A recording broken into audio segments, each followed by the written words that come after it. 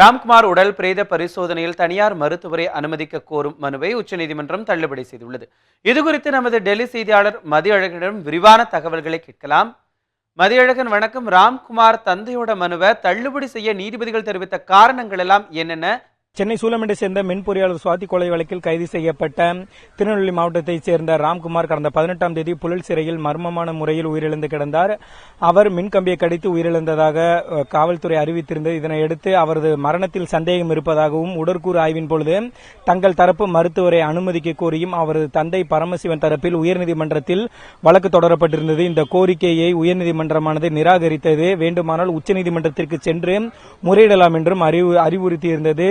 இதனை ஏற்று ராம்குமாருடைய தந்தை பரமசிவன் தரப்பில் உச்சநீதிமன்றத்தில் வழக்கு தொடரப்பட்டது. 30ஆம் தேதிக்குள் பிரேத பரிசோதனை செய்ய வேண்டியிருப்பதால் இந்த வழக்கினை அவசர வழக்காக விசாரிக்க வேண்டும் என்று நேற்று தலைமை நீதிபதியிடம் முறையிடப்பட்டது. இந்த கோரிக்கையினை ஏற்றுக்கொண்ட தலைமை நீதிபதி இந்த வழக்கானது நாளை, அதாவது இன்று அவசர வழக்காக விசாரிக்கப்படும் என தெரிவித்தார். இந்நிலையில் இந்த வழக்கானது இன்று உச்சநீதிமன்றத்தில் நீதிபதிகள் JS கெகர் மற்றும் அருண் மிஸ்ரா ஆகியோர் அடங்கிய அமர்வு முன்பு விசாரணைக்கு வந்தது.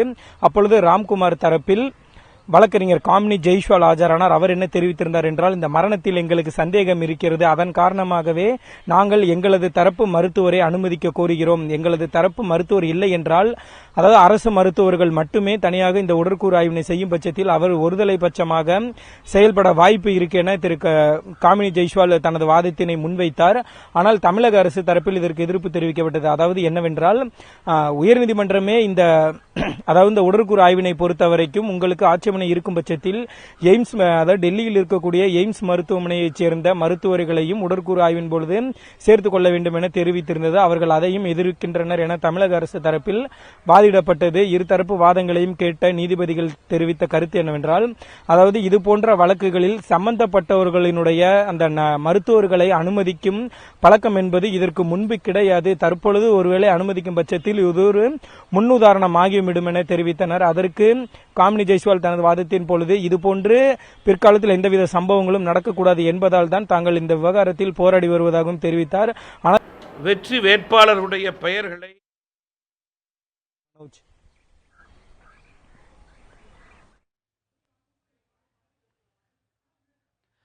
மதி, தற்பொழுது உச்சநீதிமன்றம் ராம்குமாரனுடைய தந்தையினுடைய மனுவை தள்ளுபடி செய்ததை தொடர்ந்து ராம்குமார் தரப்பு வழக்கறிஞர் அடுத்த கட்ட என்ன நடவடிக்கையில் ஈடுபடுவார் என்ற கருத்தை ஏதாவது தெரிவித்திருக்கிறாரா?